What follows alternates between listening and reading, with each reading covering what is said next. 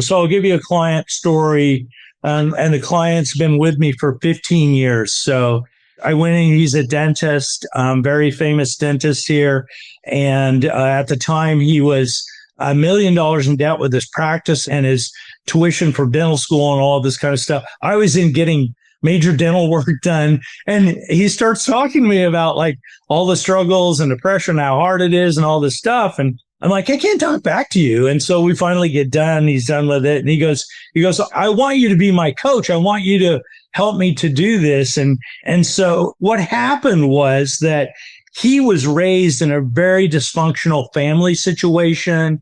The dad bailed out on him. It was just really bad. And he grew up not really having a good self-image or what I call a God-given identity. And so what we did, I started working, what we did was we got to see him as who God says he is. And so as time rolled by, paid off the practice, paid this off.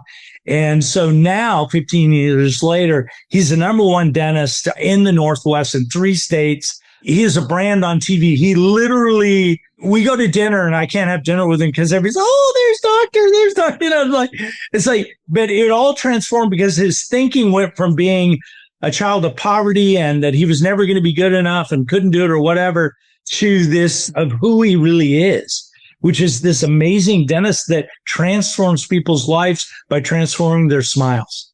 And he's still with me 15 years later. I tell him, I said, why am I here? And he's like, you're my secret weapon. You're not going anywhere.